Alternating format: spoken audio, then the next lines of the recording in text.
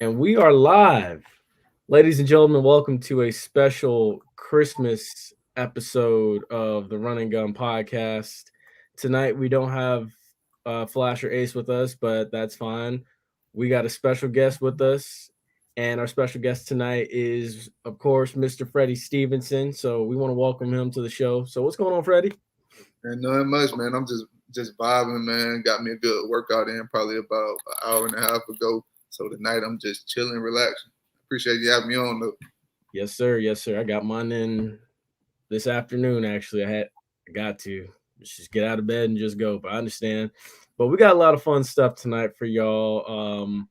We're gonna hit on some stuff regarding HBCU football. I'm actually curious to hear your take on a few of those things, Freddie. Uh, we got a couple questions for Freddie coming up here in the first quarter. Got oh my gosh, what do we have? We got a lot of stuff. This happens every week. Yeah, we got a lot of transfers. Transfer portal's going crazy. Of course, the playoffs coming up, and it's a lot of questions to be answered about that. But before we roll this intro, Freddie, you got anything? I'm ready to get into it. Yes, sir. Yes, sir. I'm excited for this. We've been waiting on this for a while. Before we roll, I gotta say, we've been waiting on this for a while. We've been planning this since October? Yeah, for a minute. Yeah. Yeah.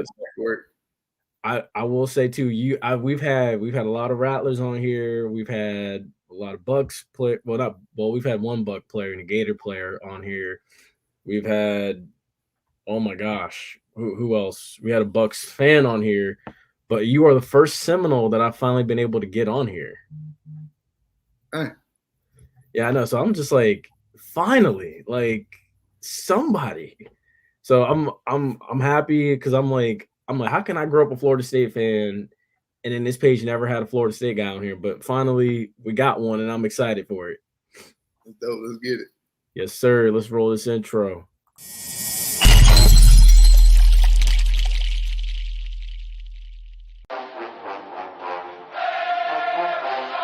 Hey, what's going on, guys? This is JP. This is the Bull. This is JC. This is Flash. This is Jimi Hendrix. And you're listening to. And you're listening to. And you're listening to. And you're listening to the Run and Gun podcast.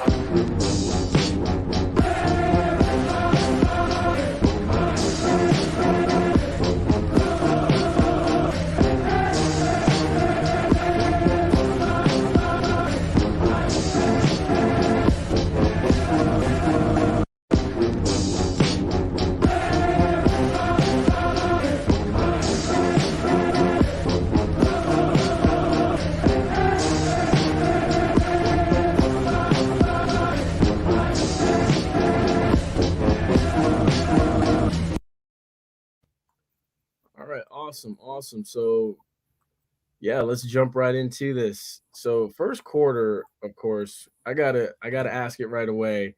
So, my first question, it's a little, I'd say plain, but here it is. So, what was it like playing for Jimbo?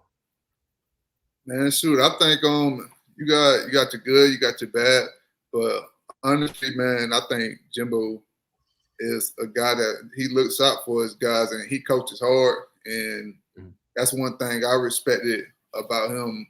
He sat me down one day when I was starting to take that next step as a leader on the team, and he was telling me, man, like, don't take anything personal. If I'm talking down and coming, seem like I'm coming at you crazy, because I know that the player that you could turn into, and I'm not coaching the player that you are right now, and you're a guy that's a little bit stronger than these other guys, so I'm gonna be hard on you, but I know that you'll rise to the challenge. So he's one of those guys that can kind of be misunderstood. In that aspect, I knew the way that he coached just because he would bring me in and have meetings with me all the time, and I knew what place it was coming from. But, yeah, he coaches hard, but when I tell you, man, his guys he looks out for, like, it's easy to take everything he does the wrong way, but I remember going to the Senior Bowl, and, like, some things you're like, man, maybe he went a little bit too far with that, trying to make this point. Then I go to the Senior Bowl, and I'm sitting down with scouts, and every single scout is sitting talking to me about how Jimbo says I'm the best fullback he's ever coached, and that was big to me. He's telling them about the things that I could do in the backfield, although I didn't get to showcase a lot of it in college. And he kind of backed me on that. He's like, man, we got the best back in the country. It's hard to get other guys touches, but he is a guy that we feel like can play a little tailback in the league. And they were kind of shocked by that because he did have, I think, Jacob Hester come out of LSU, and he was a fullback, like versatile guy, played a little fullback and played tailback, and he went in the second round. But he told scouts that Jacob Hester couldn't touch me on the field. So when that came, I was like, Jimbo ain't capping. He really about everything that he said he was going to do when he came in and recruited me. So shout out to him. Awesome. That's amazing. I will say I agree with that. I didn't really see, because a lot of people say the fullback position is a dying breed in college football and in the NFL, and like they say the days of Jerome Bettis and Mike Allstott are done. But I will say, like, you were one of those guys that I felt kind of like revitalized the position, and like whenever you got carries and everything like that, like you made an impact with it. Like I'm not gonna talk about Clemson 2016. That was not a clip or anything. That was a clean play. And then even like the Florida game in 2016, like your presence was felt majorly, because I know I believe you had a touchdown in that game, and then you had a few key blocks for Dalvin. I will say that if Dalvin doesn't get drafted as high as he should have without you, I think, in my honest opinion. I think Dalvin, man, it's a combination. I think Dalvin's a guy that he's just so gifted. It was going to happen regardless. But Right. I just think us connecting in college, man, it was a chemistry that we were able to build. And Right. he was able to, once you get in a rhythm with a guy and you're playing with him for so long, he was able to read off me so much. Like I remember going into plays, man, he's like, man, Fred, I'm just following you. And to have that trust from a player of that caliber, to earn that trust, it just goes to show you the work I've done and the work we've done together and grown together. But I think it happens regardless of whether or not I'm there or not. It just goes to show you, man, the things that we were able to do together. I think, to be honest, I don't get the opportunities without him. Like, you can look at it both sides. Like, some people say he doesn't get, oh, man, listen, Dalvin made me look good. You feel me? So if I'm not back there with him, who knows? I may not be getting the opportunities that I'm getting today. So I'm appreciative of just having the opportunity to sit back there and play with him. Right. That's true. That's true. I gotta give you that. I give you that one. That's true. Because y'all, I agree. My next one is this, because I remember there was a debate on Twitter going on one day between Jalen Ramsey and James Wilder Jr. And those two guys were saying like who used to get the better of who in practice at Florida State. So I know James Wilder Jr. was saying like offense used to get the better of the defense and stuff. And then Jalen was like, we used to tear y'all up every day. So I'm asking you now, like, who was getting the better of who in practice? It ain't want no smoke, man. Nah. What I tell people all the time, just being honest, man, taking the bias out of it. You got a defensive guy saying the defense was getting better, and then you got an offensive guy. Like, I'm gonna say it, unbiased, man. It was balanced, man. Like, and I said it, some days you got defense killing the offense, and then some days you got offense killing the defense. But it really was that environment, 2013, 2014, man. Anybody can get it. Bring a 2 on the field, they're gonna embarrass one of the ones. Like, it was that type of environment. That's the type of competition level we had out there. Everybody was getting better, iron sharpened iron, and that's what it was. So for them to say that, man, they're both competitive guys that don't want to lose, and that's what you saw on the field during every practice. That's awesome. See, I wish I could have like seen that. That's because a lot of people, they always say like, well, I can't wait to see the games. Like I want to see the practices, like fall camp, like both sides going at it. I feel like that was just special. Because I heard a story Jimbo like told in an interview one day about, he was like, yeah, we did a little goal line today to see who wanted it more and stuff. And I think Wilder came back a few years later and said like he had like bruised his ribs or something, and he was still I'm a freshman at the time. That was spring. I enrolled early, so I'm fresh out of high school, and we have a fall camp, and I'm supposed to come in. I was a 2, I believe. And I'm supposed to come in. The 2s are supposed to get their reps on the goal line, and the offense just kept rolling. I think it was 27 plays straight, and somewhere along the lines, Wilder had broken his ribs, and we didn't know until the next day when he couldn't practice anymore. So yeah, he broke his ribs, and he just kept going. Like he wasn't finna check himself out. Like I remember a situation where he was like trying to kind of let the coach know what was going on, and then Jimbo was like, "Oh, he's thinking this. He doesn't know he has broken ribs." He's like, "Oh, you saw. So Wilder was like, "Man, I'm not coming out."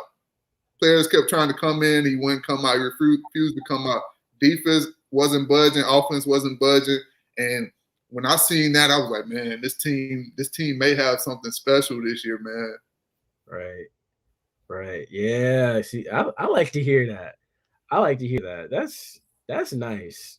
So now my next question is what do you think it's going to take for Florida State to return back to that dominance that y'all once had? And it's going to take a while as far as like dominance. I feel like we've seen some things going in the right direction as far as like the culture.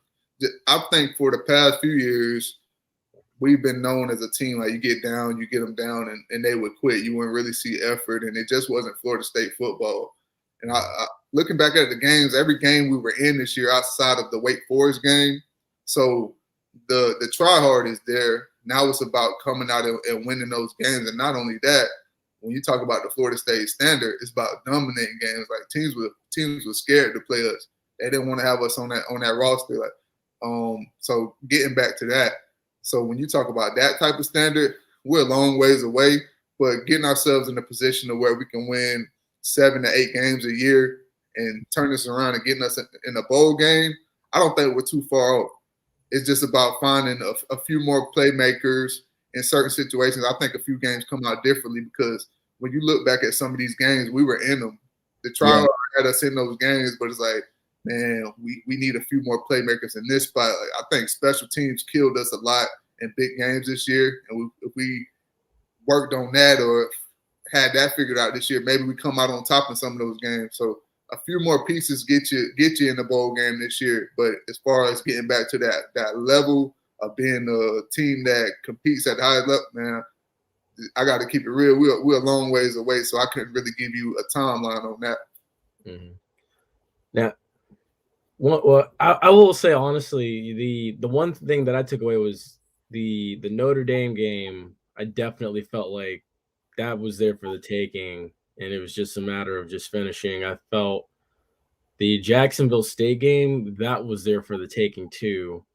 And having played defensive back in high school, I know that doesn't mean much, but my thing was just, knock the ball down, because those two games there, who knows, maybe instead of Wake Forest, you're probably playing in the Gator Bowl here on New Year's Eve, Yeah, it's looking back at the Jacksonville State game, like it was one of those games. I think I fell asleep in that game, and then I woke up to the news, and then I was shocked at the end of the game at the fact that we were in man, I believe, and we weren't playing prevent defense. And I know the coaches were saying they didn't want them to get a field goal, but they get a touchdown and they beat you at the end of the game.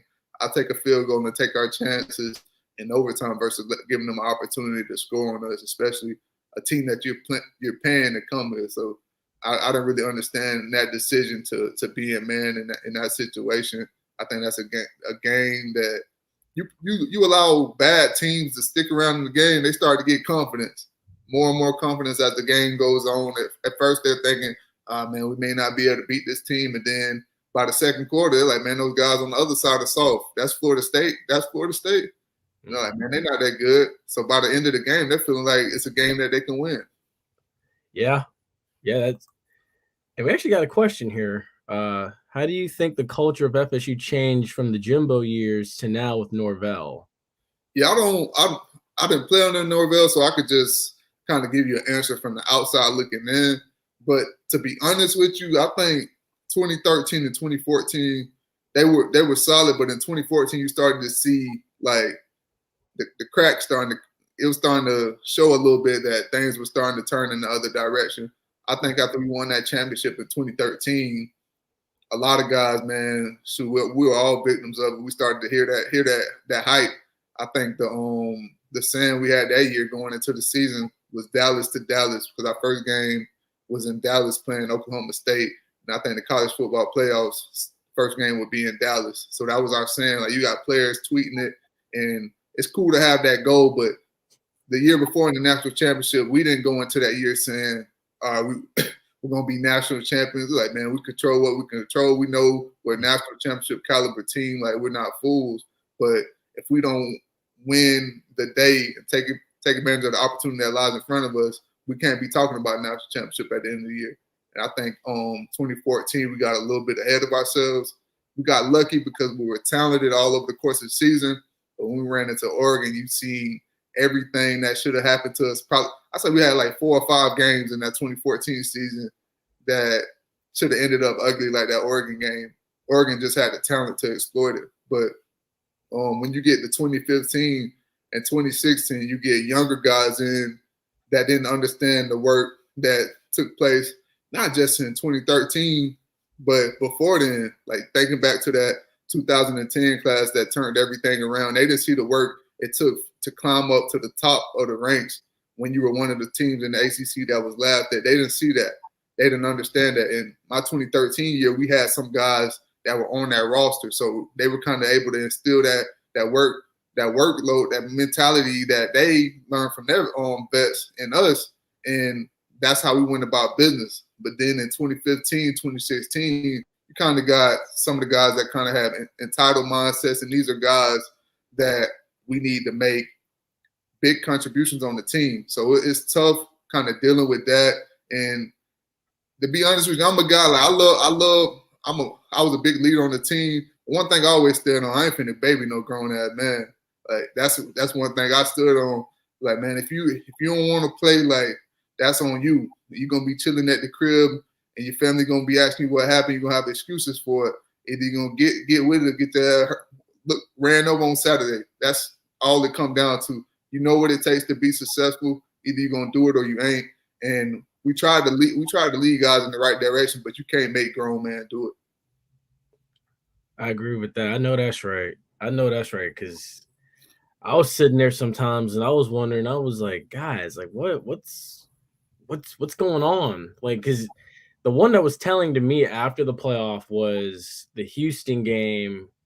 And then the fact of the matter, too, I mean, given they had a lot of good ball players, but the Ole Miss game in 2016, I felt like I was like, they're just letting Ole Miss just run all over them and stuff in this first half. Y'all got it together in the second half, but I was just saying to myself, like, this shouldn't be happening, not with Ole Miss. Man, I remember getting into it the Houston game.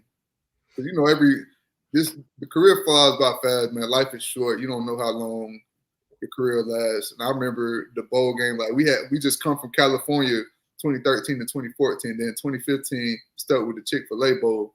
And I'm not gonna lie, it wasn't as good as the other 2 bowls we were at. We didn't really get to have as much fun. We didn't have as much free time. And I remember hearing one of the guys say, "Man, I'm just ready to go home. Like, screw the bowl game." Like, I was like, and a few players got into it. Like, man, listen, we don't play that over here. Like, either you come to play, like, this Florida State, we here. So if you didn't want to come, you should have stayed home. And right. When I heard that, it just was like, bro, what type of person are you, or what type of people we got on this team now? Because what we had in 2013 and 2014 was dogs. And then now it's like, man, now you out here baby little kids. Like, they don't get patted on the back. They don't get told congratulations for doing something that they should be doing anyways. It's an issue. And doing a lot of that, it became draining. And you had to find the balance. Like, for people like myself, you got DeMarcus Walker, a lot of other leaders, Dalvin, Jalen. You got to come down hard on the guys, but at the same time, you got to realize a lot of these just sensitive too. So it's kind of finding that balance, because some of these kids, they shut down completely when you come down on them. So it was tough trying to find that balance those years, to be honest with you. And to go to Norvell, I think he came in, man, the culture was shot. Like, even just looking from Jimbo's last few years, it was terrible. Just watching those years, it was terrible. And then you get the next coach coming in, it was terrible. And the first year when Norvell was there, was still like trying to weed some of that stuff out. It was terrible at that point. But I think this year is where you see some things kind of transitioning over and getting better. Now he's just trying to get it to translate over to the field, because you can be the most gung-ho team in the world, but if you ain't getting wins, it don't matter. That's true. We got another question here. And I know I got one last question, then we can switch to a different quarter. But why do you think FSU has been having trouble closing out games the last 3 years? It's a few reasons. One, I said one earlier, man. You just got to get playmakers. Like, the reality of the situation, man. Some of these guys, I know they 4 or 5 stars, whatever the case may be. I don't know if we have any 5 stars on the roster, but a lot of these guys were highly recruited. But you get to this level and you realize, man, there's a difference between being a 4-star in high school and then going against grown men in college that are trying to take care of families and stuff. Some of these guys in these moments, they kind of fold under that pressure, and everybody isn't ready for it. And then, I don't know, the competition level development, some guys don't develop like you thought they would, and they kind of disappear in those brightest moments. So just having playmakers that in those moments, man, you know what they're going to do. They make those plays. That's the biggest thing, because I think looking back at those years when I played, we always knew regardless, man, in big games, Rashad Green was going to step up. Jameis was going to step up.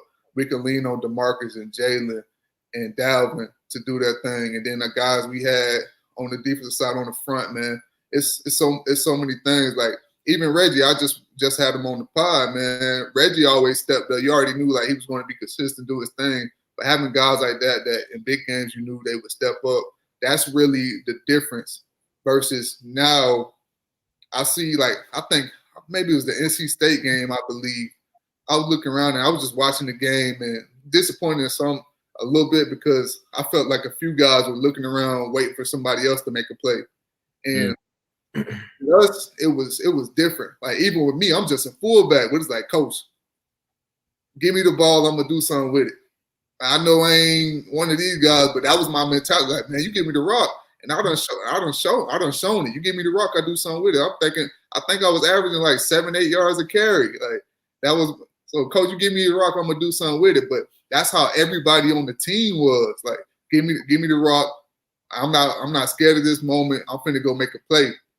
And right. You knew that you put the work in to actually do that. So I think it's a combination of both, having the guys that can make those plays and then having the mentality like, man, you can't run from the moment. You come to schools like Florida State, these other big universities in the country, you come to schools for these moments, man.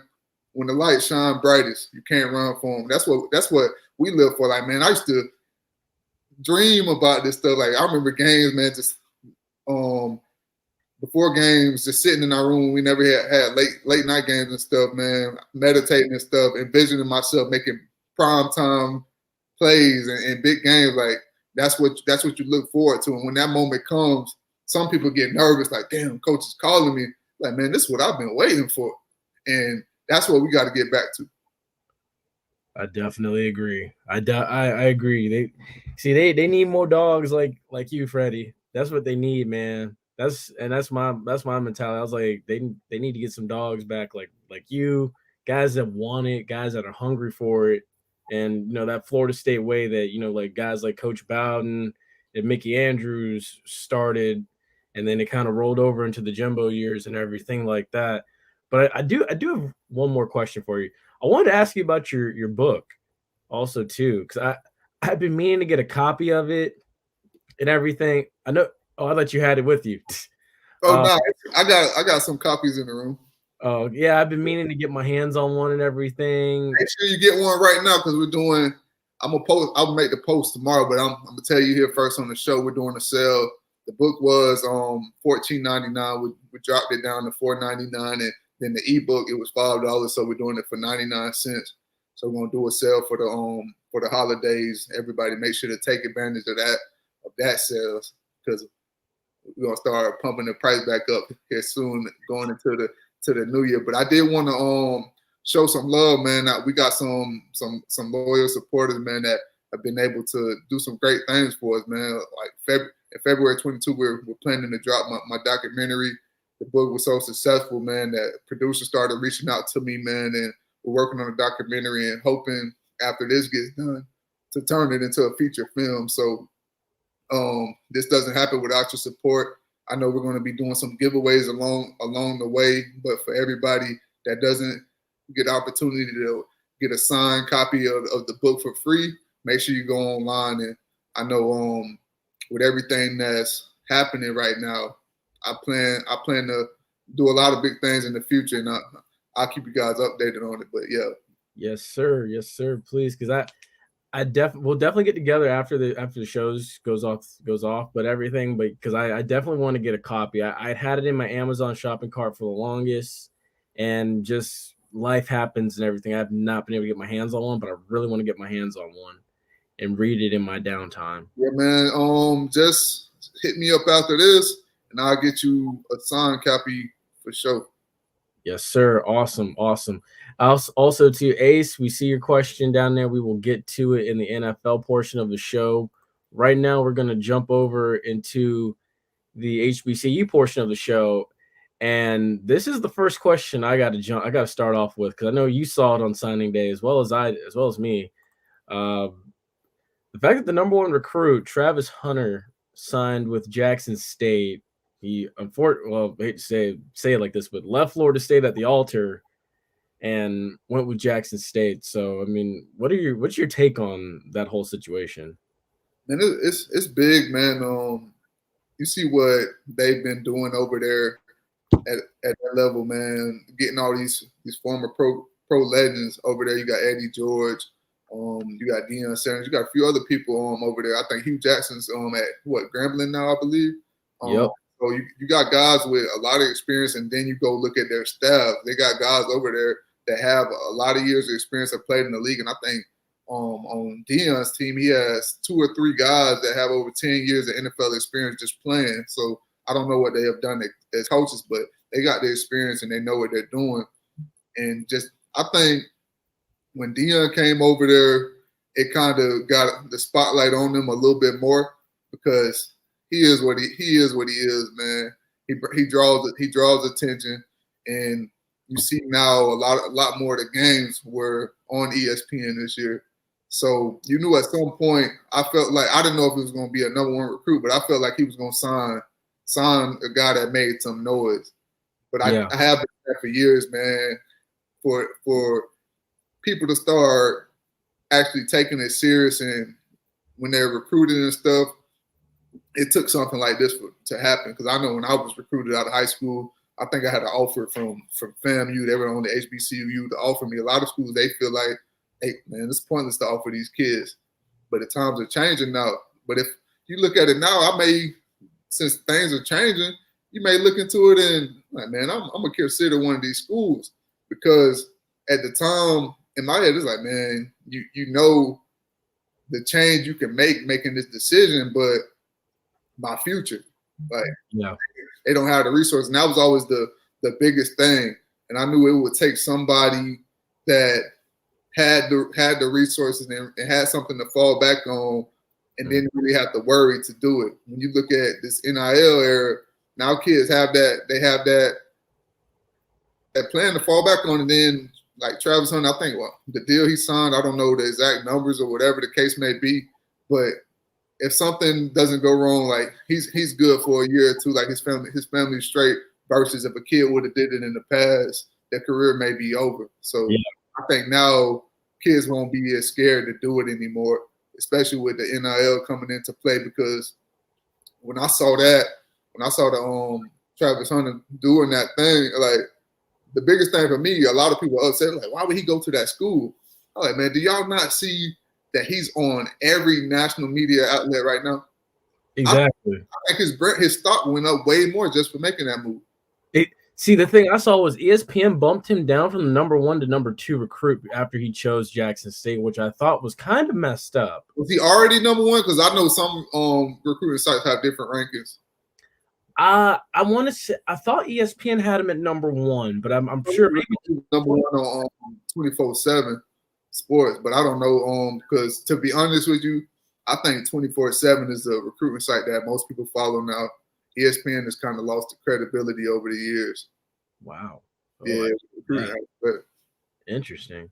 But yeah, you're definitely right though, because the thing was, and this was a story I heard actually, because I was in Tallahassee for the FAMU A&T game last year, because that game got moved to a Sunday, and there was a family friend of mine that I met, and he was saying that, and then we all know Khalil Mack ended up at Buffalo, but he was saying the same thing too. Khalil Mack wanted to come to FAMU, but at the time, because of the coaches and everything, I think the coaches were, like you said, they felt they couldn't get him, so they didn't even bother offering him. So I'm just sitting here like, I'm like, fam, you could have really had Khalil Mack, and that could have just started a ripple effect in itself. yeah, it would have absolutely changed the game.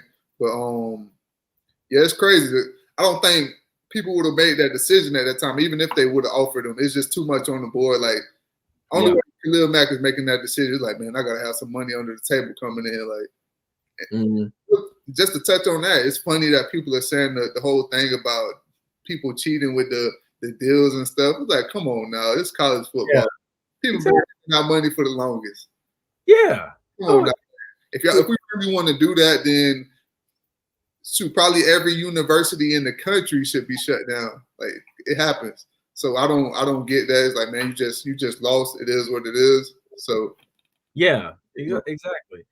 We got a question here. So can we safely say FAMU's HBCU champions? Actually, that, unfortunately, bias aside, that did not happen. So after the Celebration Bowl, I don't know if you saw it or not, but they two different pages, two different sites actually one named Jackson State HBCU national champs, and another one named South Carolina State HBCU national champs.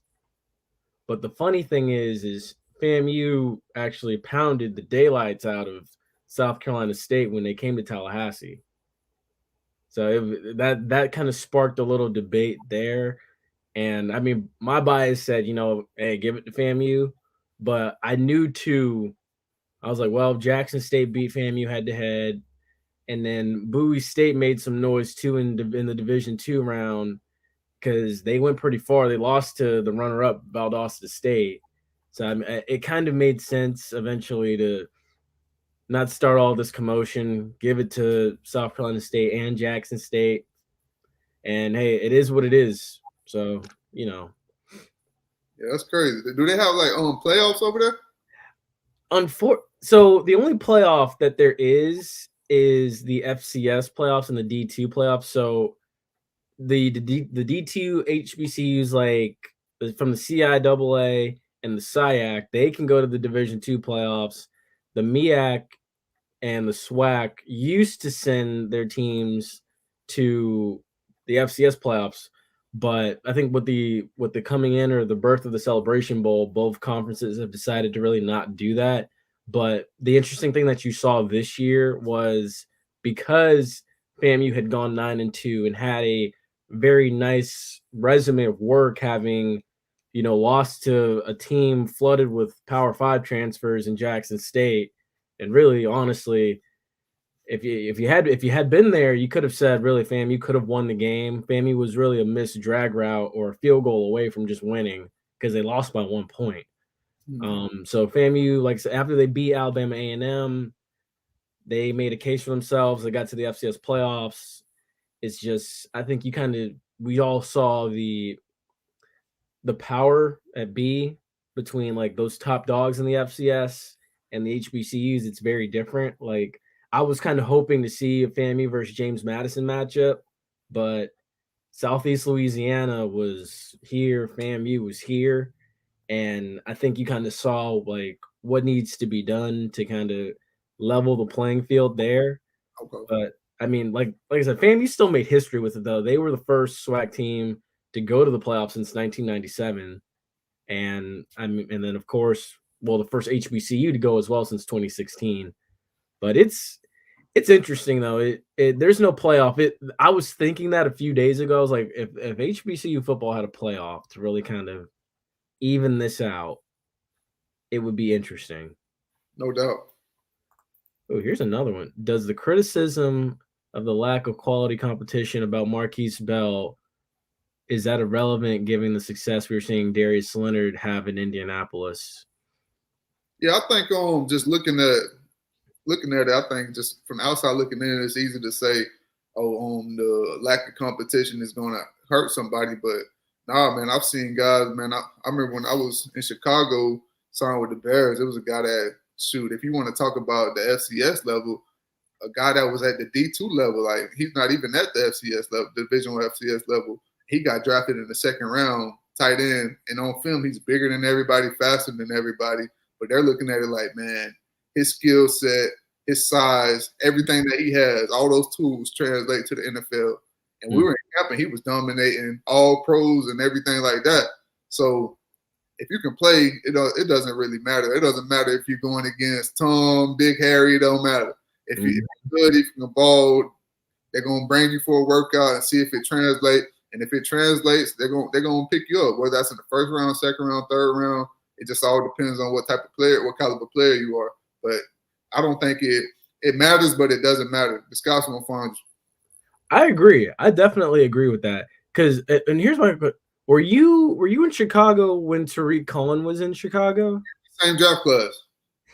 Okay, because I was gonna say, I was like, you were right there with one of, I think, golly, I think he was like he's A&T's all-time leading rusher.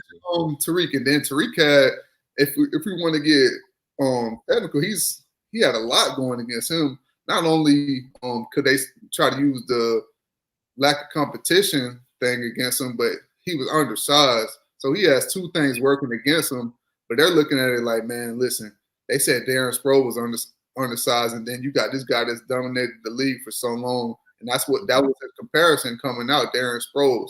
So, man, I don't think it really matters, man. It translates. I think you put a guy like that, you've seen what he's done when he's healthy on special teams. Like his rookie year when he was healthy, the things he was able to do, I think it translates. And some of these guys, man, to be honest with you, I think it's good because you get a guy like that that's undersized at a Division I university, a Power 5 school. They may overlook him because he's undersized versus at these other schools that aren't really giving that are giving guys more opportunities. They get to showcase their ability a little bit more. Right. Yeah, I definitely agree. And see, with that's why I kind of feel confident about Marquise Bell coming out of FAMU and a couple other guys coming out. I still feel like Marquise Bell deserves to be in Indianapolis for the combine, given that he is coming from an HBCU. I think him and the boy from Notre Dame are the two best safeties in this draft class this year. I say give him a shot, man. Every year you see somebody rise to the challenge and absolutely dominate the combine. And then at that point, if he dominates the combine, that's when they come back and look at the film. And the film tells everything. They're looking at the film and it translates. That's when you see guys go early. So give him an opportunity, give him a shot. I feel like he's earned it. And we go from there. Absolutely. And that now will bring us to the NFL portion of this. And I believe we had a question. I gotta go back and find it. What do you make of the Urban Meyer Jaguars disaster, and why do great college coaches have trouble transitioning to the NFL? It's college, man. You got to think they got so much power, but then you get to the NFL, you're dealing with grown men. I understand a lot of guys are grown men in college, but you still got so much power over these kids. You control their future. But in the NFL, it's not even – a lot of guys are making more money than you, but then even with that, they're grown men with families. They're not going to let you just talk to them any kind of way. And then a lot of these coaches come in with that dictator-type mindset, and it's not going to work with these guys. They're like, man, listen, you may not be here by the end of the year messing with me. I'm the franchise guy. Some of these coaches try to come in with those type of mindsets, and it doesn't work. They lose the locker room fast. Man, the coaches I've been around that have been successful in the league, you got someone like Bill Belichick. He's a no-nonsense guy, but it works. But he's not. He's also for his players. Like he's not a guy that tries to completely embarrass his players. Like some of these coaches, that's how they go about business because they were able to do it in college. It's not working with grown men. Like if you cut me, somebody else is picking me up. So that's why it doesn't work for a lot of these college coaches. And for Urban, man, it was just a disaster, man. I've never seen a coach not fly back with the team and then he's at the bar later that night. Like I've never seen that happen. And the issue with me in this situation is, yeah, you could say, because I seen something come out about how the staff, like some of the things he was saying to them in meetings, they were being soft and complaining about the stuff. Yeah, you can say that, but at the same time, he has to accept some accountability as well. Like, that's one thing I've noticed just this whole time. He doesn't have a good issue. He doesn't have he doesn't do a good job of doing. He has an issue with accepting responsibility, and until he does that, man, I don't know. I think at the collegiate level, he's dope, but it's weird. And it's funny to me just thinking about Urban Meyer. Every year he says he's retiring, man, and I don't know. It's like everything has to be great for Urban to be successful. I'm looking at, man, like when he was at Ohio State, as soon as he sees some chinks in the armor, he's out of there. Same thing with Florida, he's out of there. But at all these schools, you hear about all the things that he allowed behind the scenes. So once it started to blow up in his face, he doesn't want any of those issues. So it's been happening forever. It's just he's been leaving when stuff gets hot. So now in the NFL, it blew up in his face. That's all that happened. And then we got a question regarding Marquise Bell. Is it too late for him to get in the combine? Nah, we had some guys when I was coming out. They got invited, like they were close, like they got their invitations like 2 weeks away from the combine. Guys I played at Florida State with, they were wondering if they were going to even get invited. But yeah, some guys, they get that call late. So it isn't too late, man. That's still like, you still have opportunity. Interesting. See, I didn't know that. I figured everybody just got theirs on one big clump. But I mean, to know that they still there. Some guys I was training, man, and I was nervous about getting mine. I remember I was training. It was January. I got there in December after our bowl game. Mm-hmm. No, our bowl game was early January 1st, I believe. But I got there later that week, and I just started training. And for a while, I was like, dang, man, everybody's talking about getting their combine invites. Why don't I have mine? Then my trainer, he's like, man, I've been doing this for a while. You're the number one fullback in the country. You're getting an invite. But everybody just gets theirs at different times. But there were people that got theirs. I got mine a little bit later than everybody. There were people that got theirs way after me. Mm-hmm. Wow. That's interesting. I had no idea. This is the thing. They have guys that, that across the board, everybody's going to pick them to go in. So there's no discussion, no argument about it. Then you have guys that are kind of borderline. And then they start to evaluate everything just so they make the most informed decision about that. So looking at guys that made, like Bell at FAMU, like, man, we want to give this guy another look just because, like, people laugh at the lack of competition, but that may be the reason that they get the invite to the combine. It's like, man, we want to take a deeper look at this guy versus if they're playing at a different level and it's like we don't really see on film. Now you don't get the invite. So I think that helps him in this situation. Yeah. And we got another one here. It's how does the pre-draft process work? Oh, it's crazy, man. Just meeting with teams, taking phone calls, and the most nerve-wracking moment of your life is the combine. And earlier when I told you about the guys are like, man, I want to go home. I don't care about this bowl game. Right. At the biggest moment of your life, there's people that really like, man, I'm going to tell them like I injured something because I'm tired of taking all these questions. Because what? Yeah, people don't understand. Like they set it up for you to be uncomfortable. So all day you're doing meetings and stuff, doing all these different events, meeting with doctors and things of that nature. And then you have to meet with your trainer so that you have everything on point, so that you run the best you possibly can on the day of your own performance. Mm-hmm. Get back to your room like 2:30 or 3 in the morning, and then you start back up in the morning at 7 o'clock. But the coaches know that.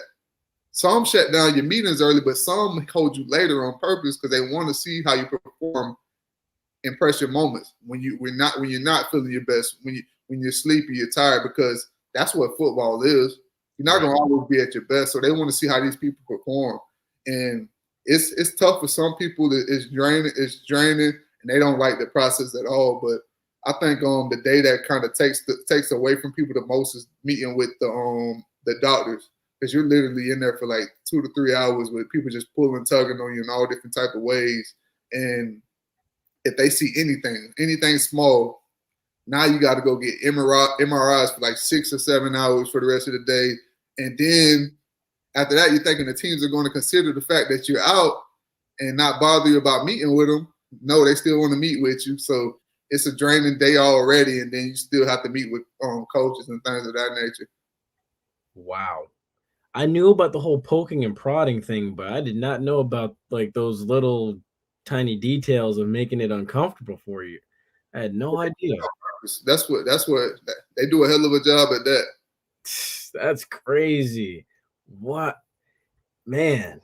Yeah, it's not like the Senior Bowl for me it was about work, but they were like, man, we're gonna make sure y'all have fun. You guys earn this. The combine is, let's make them as uncomfortable as possible. The first day you get there, the only time you're gonna have fun when you training for the combine is the first day before they have all the introductory meetings and everything. And then after that, that's when it gets real. Like it kind of is like a culture shock for you. The first day you come in, they set you up with all Nike, Adidas, Under Armour, and everything. You walk around the town to see everything. You think, oh, this is gonna be a fun event. Then the next day, like, oh man, they tricked us. Wow. So here's my thing: is the IQ testing, is that a real thing? Yeah, it's not like the IQ test is probably one of the easier things that you don't sweat it like that. Okay. Yeah, you don't sweat it like that. It's the other stuff that makes people nervous, man. Like nobody comes into the combine like completely healthy. So everybody has an injury history, whether it's small or it's something significant. And those are the things that people worry about, because some guys may have aggravated something in training, and man, those doctors, they know how to find it.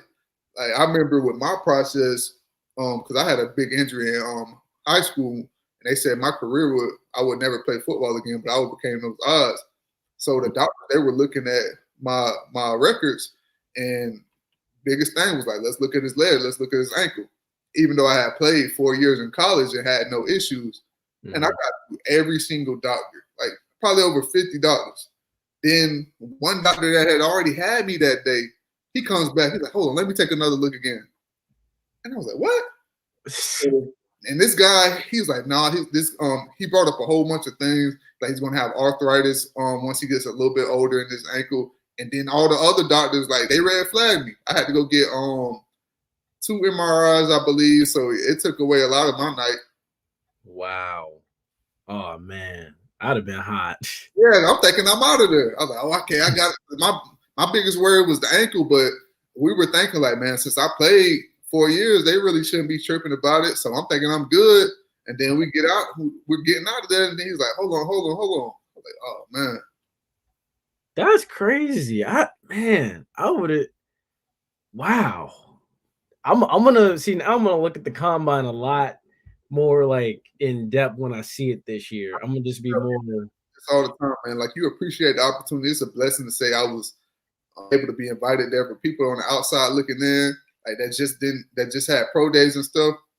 We were looking at them like, man, y'all lucky. Like y'all get of course we had the combine, and the one thing about the combine, with all that stuff being considered, if you perform well, it holds so much weight. Like if you run a 4.3 at your combine, you're good. That's why I think people that don't perform well at the combine, even if they come back to their pro day and perform well, nothing overtakes what you did at that combine. It holds so much weight. That's why I think for some people, man, they've snuck into the first round just by not having to go to the combine. Everybody's comfortable at their pro days. Yeah. Oh yeah, I agree with that. And one last question now for you before we jump to the NCAA portion. How do you feel about this? Because a lot of people are on this bandwagon. Yeah, I think so, man. I think he should have his opportunity. I was looking at Eric Bieniemy and him, what was it last year when they were bringing their names up? I don't know why Eric Bieniemy's name went away in the coaching search. It was hot for a while. I don't know if it's something they found behind the scenes or if he just didn't interview well. But when you go back and look at that run Tampa made last year, Byron Leftwich had a huge role in that. So I definitely think he deserves the opportunity. And Bruce Arians is a guy that speaks highly of him. He thinks that he deserves a head coaching job. Yeah, I felt with both the Bucs and the Chiefs last year, I felt like both coaching staffs were going to have a lot of guys interview for jobs, and a lot of guys were going to be gone after last season. But my thing is like this. Look, if the NFL doesn't want to entertain you and they want to be hard-headed and they don't want to learn their lesson, keep doing what you're doing. And really, my thing with Eric Bieniemy, I feel like one of these days he's going to inherit that team from oh my gosh, what's his name? Andy Reid. Yeah, Andy. I feel like he's going to inherit that team from Andy Reid. And possibly the same thing with Todd Bowles. I do think Byron Leftwich eventually, because I know Jimmy Smith and a lot of former Jags players are hyping up Byron Leftwich to get that job in Jacksonville. So I think Byron's at some point going to possibly end up in Jacksonville. And I think it'll be good for Trevor Lawrence. But I could see Todd Bowles sticking around. Like I just my answer was more so just the fact that he's deserving of a head coaching job. But one thing I see with a lot of like black coaches in the league, they always give them the worst team, like, and then they suck there and they never get another opportunity. Versus you give all these other guys opportunities, they flop, and then 3-4 years later they're considered again. I think Josh McDaniels, he sucked as a head coach, but now he's back in New England and they're considering him again. But it never happens with black coaches. So that would be my thing, man. Like, shoot, it's hard to tell a guy to turn down a head coaching job because everybody believes they can go change a team, change a culture, and turn them into a winner. But when you're dealing, it's hard to overcome terrible organizations, and the Jaguars are a terrible organization. It's hard to win over there, and if you don't have that structure from up top, you can't be successful. So if it's possible for him to stay in Tampa and wait for another opportunity to present itself, then that would be dope. But opportunities aren't lying around all the time. So I just hope he gets another one later because I hate seeing them get put in those positions. Yeah, I agree because I mean, look, oh my gosh, Lovie Smith went 10-6 and he was fired. I thought that was messed up. Yeah. Oh my goodness, coach in Detroit. Raheem Morris. He was with Tampa, I believe. Oh, yeah. See, Raheem Morris, honestly, I will say when growing up here, he wasn't the most mature guy at the time, but now I've noticed he's matured a lot since like those days in the past. So I feel like now would be a good time for him to become a head coach. I don't know how he was then at the time, but I had a workout with Atlanta, and you could definitely see the maturity. Like, I wouldn't have an issue with him being a head coach. He orchestrated a lot, and I was there doing the little camp with them. And yeah, they just brought up Jim Caldwell, man. Jim Caldwell was over the past few years, he was the winningest guy in Detroit.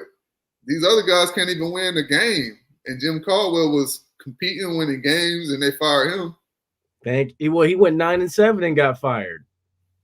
It's crazy. Now these guys, damn near every year, they're in the running for the number 1 draft pick. Exactly. Like they just lost the number 1 draft pick to Jacksonville. Well, we got another one here.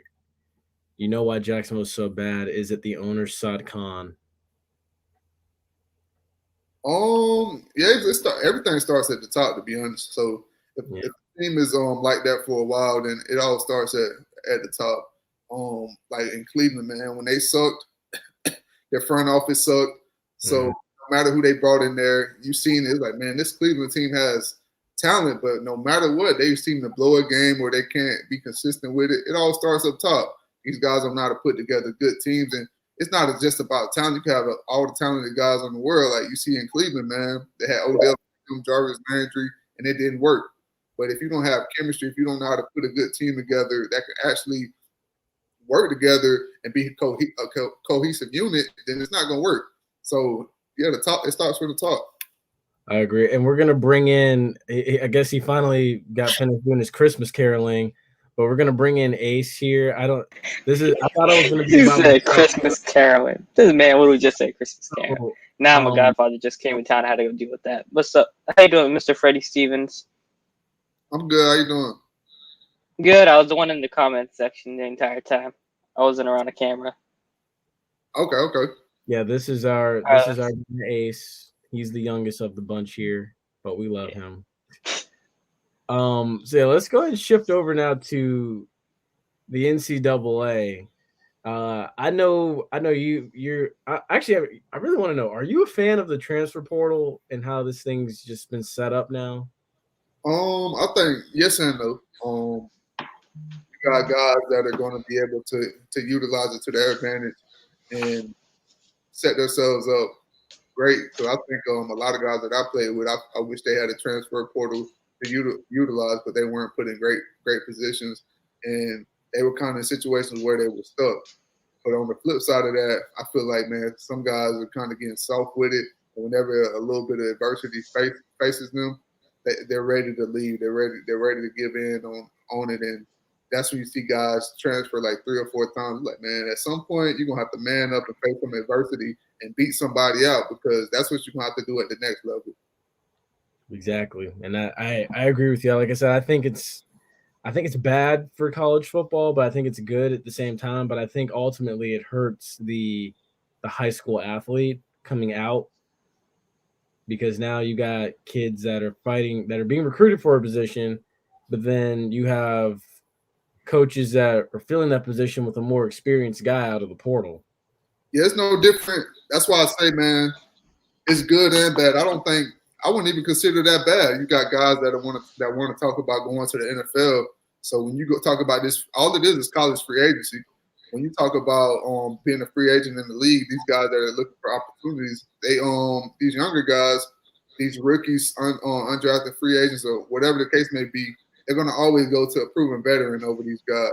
Even if you have a higher ceiling or whatever the case may be, if a coach's job is on the line, I'm taking the proven guy every time.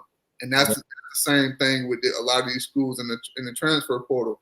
A lot of these guys racking up on these transfer guys, man, they need them. They need them. Although you seen Saban get him a running back that I feel like is going to end up being one of those guys that we see in the Heisman race, Jahmyr Gibbs. But a lot of these coaches that get these transfer guys, they're teams that are trying to make that get over that mountain, man, get over that rock that's been kind of holding them back, man. And so we're one of the teams that last year we hit hard in the transfer portal.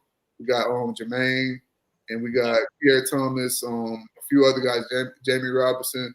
So we're a team that definitely needs it right now. We can't afford to. It's such the position we're in. We can't afford to just sit around and wait on 17 to 18-year-old kids to 2 to 3 years. Like, some of them we can, but right now we need some guys that can come in from day one and make an impact. I agree. And then two things, because I know two things before we wrap it up, because I know you got to go, Freddie. Here's my question right here. Because I know Brent Venables is gone, Tony Elliott's leaving, and then the AD already left. So is this like the end of Clemson's dominance?